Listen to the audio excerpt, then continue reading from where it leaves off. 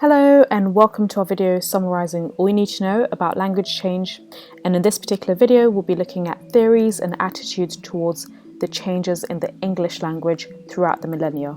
Make sure you do check out our previous video where we looked in lots of depth as to how English has really evolved over the different millennia and the changes it's gone through. So now looking at debates on language change.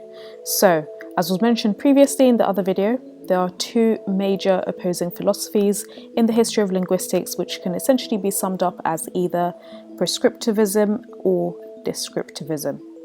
This really centres on the question, should linguists write how the language ought to be spoken or written, or just record how, in fact, it's spoken or written? In other words, there's a massive debate as to whether language is something that needs to remain static, or if language is something that's quite fluid and it should be given the scope to change, and what's the role that linguists must play within this. Now, the science of modern linguistics has come firmly down on the descriptivist side. They realise that it's not only futile but fruitless to try and prevent a language from changing or to convert all dialects to standard. Yet it was not always so.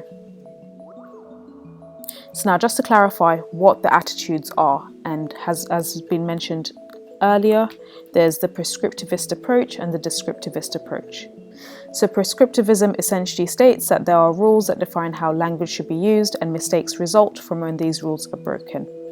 You might hear this idea of prescriptive linguistics described as normative, which means that the rules are based on normal usage and they determine the way things such as spelling and grammar ought to be. On the other side is descriptivism, and from this perspective, a language is defined by what people do with it. And descriptivists describe how language is used, systematically recording and analysing the endlessly changing ways people speak and write. And descriptivists accept that language change is inevitable and they accept change. Now, when we look at historic attitudes to language change, so during the Renaissance period, so this is the 16th and 17th centuries, the correct spelling of punctuation and grammar of English words really became an important class distinction, differentiating between those who belonged to the refined upper class from the more vulgar masses. Significantly, it was during this time that the meaning of the word vulgar itself changed from simply meaning of the people to its modern sense of crudeness and something that's really an inferior person. During the centuries that followed, linguists would fall into either two extremes. So you have Robert Louth, who was a strong prescriptivist, whilst Joseph Priestley was more of a descriptivist. Louth wrote several books on English grammar in order to teach what is right, and he decided what was right was based largely on his study of Latin. For example, it was Louth who gave us the rule that sentences should not end with a preposition. Priestley, on the other hand, was an empirical scientist, and he understood the importance of observation. His book on grammar, published about the same time as Louth's, was based not on Latin principles but on a collection of observations on the structure of it. And Priestley had his personal grammatical biases, however. Like most scientists of the day, he had a strong attraction to the idea of simplicity and applied this to English grammar. While keeping English grammar rules simple is a noble objective, he also applied it to the vocabulary and strove to pare English down to its English roots. He especially disliked what he called Gallicisms, which means words recently adopted from French, and Priestley's philosophy on language is summed up in this quote: "I think it not only suitable to the genius of a free nation, but in itself ill calculated to reform and fix a language." Another linguist of the 18th century is called Samuel Johnson, and of course you'll know him from our previous video as he really came up with a very comprehensive dictionary. So he started off, interestingly, as a prescriptivist, however he then converted later on to become more of a descriptivist. And of course, as is mentioned, he's most famous for his 1755 A Dictionary of the English Language. And in his proposal for the dictionary to his patron Lord Chesterfield, written in 1747, Johnson describes his goal to bring rule and order to the English language, and he compares himself to Caesar about to invade Britain and expresses the hope that, though I should not complete the conquest, I shall at least discover the coast, civilize parts of the inhabitants, and make it easy for some other adventurer to proceed farther, to reduce them wholly to subjection and settle them under laws. He continues to explain, This, my lord, is my idea of an English dictionary, a dictionary by which the pronunciation of our language may be fixed and its attainment facilitated, by which its purity may be preserved, its use ascertained and its duration lengthened. Johnson was really proposing to single-handedly reform the entire English language with his dictionary, which he estimated would take him 3 years to complete. His dictionary was published in 1755, which was actually 8 years after the proposal, and during this time his goals had really shifted substantially. So in the preface to the dictionary, Johnson uses much different analogies to describe his work. He'd come to recognise that language was continuously subject to change, and the goal of the lexicographer was to register the language rather than fix it. And reforming a language would be like trying to rope in a river. He compared the immensity of this task to a story from Greek mythology. To pursue perfection was, like the first inhabitants of Arcadia, to chase the sun which, when they reached the hill where he seemed to rest, was still beheld at some distance for them. By the way, if you're finding this useful, we would really appreciate it if you subscribe to this channel, and also do give this video a thumbs up as it helps other students find this video when they're searching for similar content. Now, going into other theorists and their attitudes towards the evolution of English and which areas that they sit in, or rather which camps that they sit in. So we've got Edward Sapir and Benjamin Wolfe. They came up with the Sapir-Whorf hypothesis. So this theory really sums up the concept of linguistic determinism. It's the idea that language and its structures limit and determine human knowledge or thought, as well as thought processes such as categorization, memory, and perception. This theory, or rather this hypothesis, implies that people of different languages have different thoughts. More importantly, it can be used to support the prescriptivist approach that preserving language as it remains is important as it impacts human knowledge and thought. And so Sapir and Whorf each studied Native American languages, but linguistic determinism has actually been applied to many languages, including, of course, English. And the main principle of this hypothesis is that language precedes thoughts and then controls it. Hence, of course, if language really comes before our thoughts and controls it, then we have a really strong interest in ensuring that it's really controlled and really preserved, right? Otherwise, it's going to impede on our thoughts. In the strong version of this hypothesis, human thought is only possible through language. This means that we can only think things that we have language to articulate. The strong version can be criticised for being too rigid, as it seems to make any language change impossible. You wouldn't be able to coin new words and forms of language that are emerging all the time. However, there is a weak version of this hypothesis which is much more usable, and it suggests that language can only influence thought. It does not have complete control over it. Furthermore, other linguists have looked at the relationship between language and thought from a reflectionist perspective. They see the connection being the other way round. Language is shaped by our thoughts and simply a reflection of the way that we are and how we think. This reflectionist argument can also be criticised for dismissing the value of trying to shape or change language. For example, preventing the use of racist language would be deemed irrelevant on the basis that racism reflects the way people think and it will re-emerge in different forms, no matter how you try and control that language. Junaid Concern is another theorist that weighs in on the prescriptivist/descriptivist debate, and she categorized different prescriptivist attitudes towards language. These views were not her own, however, because she herself was a descriptivist.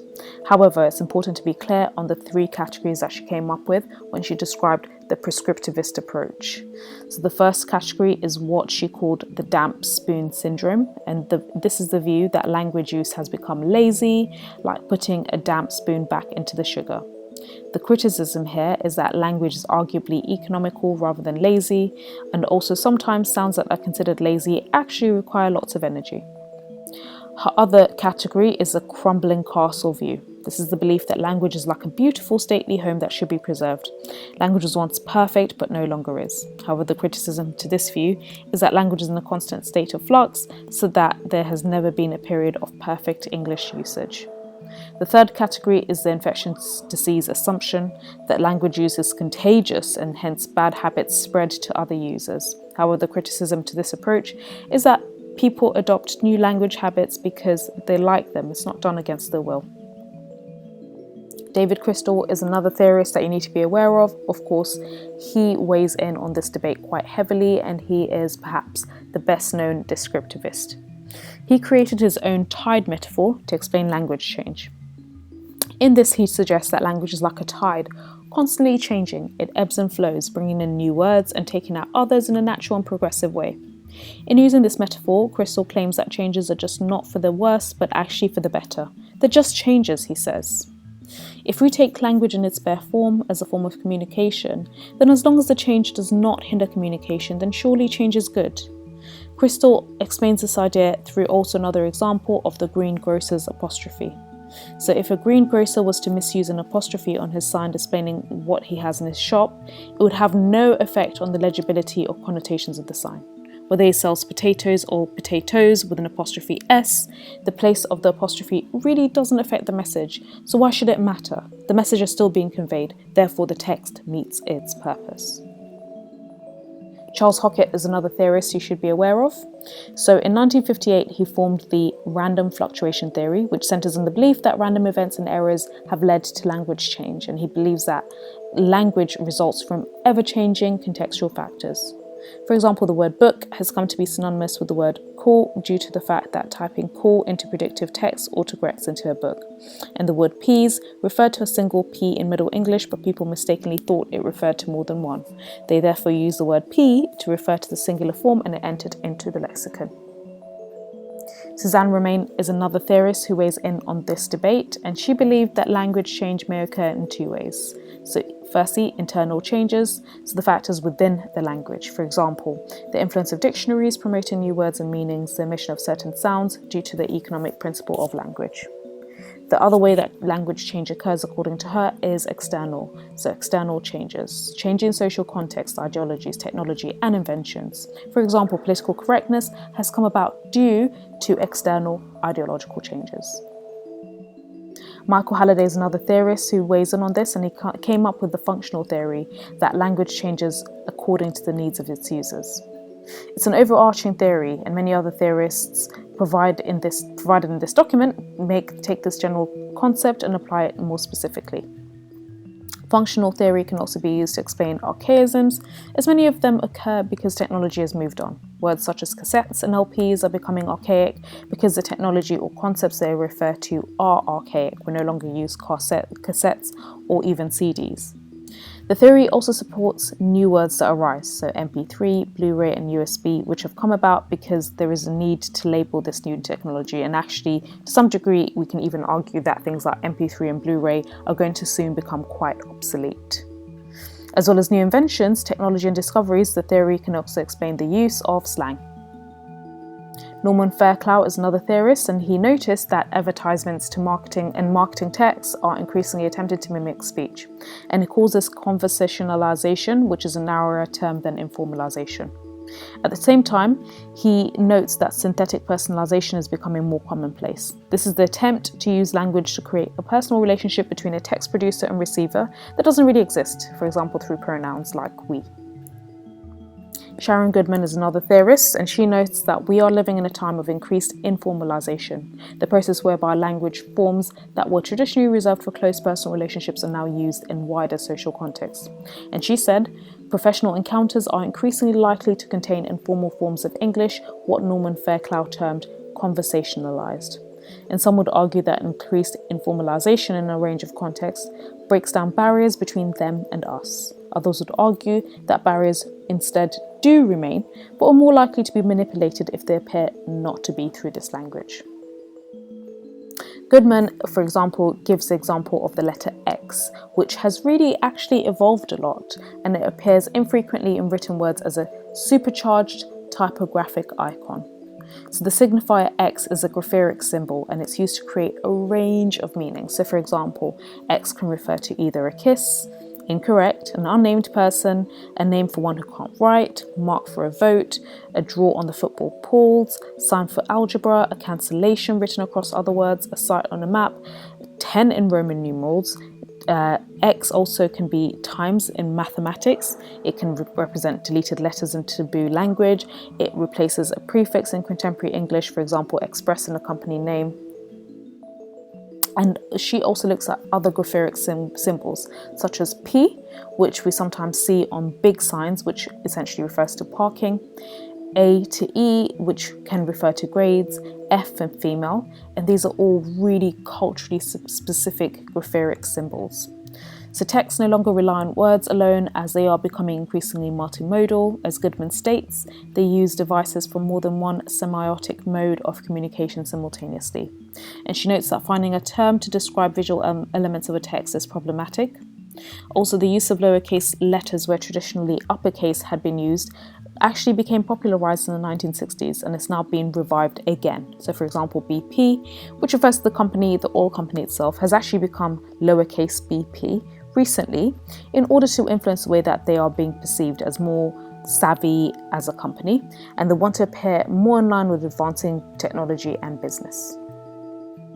Donald MacKinnon is another theorist, and he categorizes the attitudes that many people have to language use.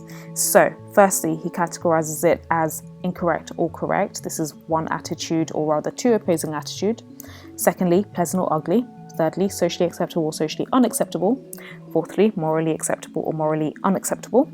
Fifthly, appropriate in context or inappropriate in context. Or sixthly, useful or useless.